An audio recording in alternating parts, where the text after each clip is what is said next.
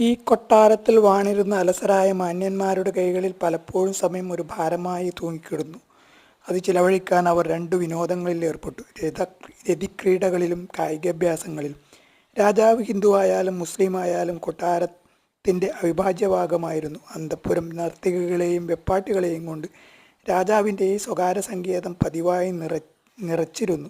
സാധാരണയായി രാജ്യത്തെ വനങ്ങളും രാജാവിൻ്റെ സ്വകാര്യ സങ്കേതങ്ങളായിരുന്നു. വനങ്ങളിലെ ജന്തുവർഗം, സർവോപരി കടുവകൾ രാജാവിൻ്റെ തോക്കിന് സുരക്ഷിതങ്ങളായ ഇരകളാണവ. ഭരത്പൂർ രാജാവിൻ്റെ ആദ്യത്തെ കടുവാവേട്ട 8-ാം വയസ്സിലാണ് നടന്നത്. 35 വയസ്സായപ്പോഴേക്കും അദ്ദേഹം വധിച്ച കടുവകളുടെ തോൽ തുന്നിച്ചേർത്ത് കൊട്ടാരത്തിലെ സ്വീകരണ മുറികളിലെല്ലാം പരവതാനിയായി വിരിക്കാൻ പാകത്തിൽ അവ വർദ്ധിച്ചു.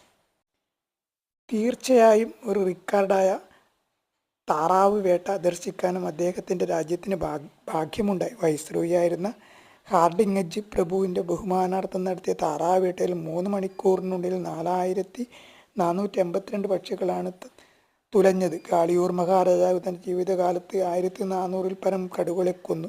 പരിമിതമായ അനുവാചക വൃന്ദത്തെ ഉദ്ദേശിച്ച് അദ്ദേഹം ഒരു പുസ്തകം എഴുതി: കടുവാവേട്ടയ്ക്ക് ഒരു ഗൈഡ്.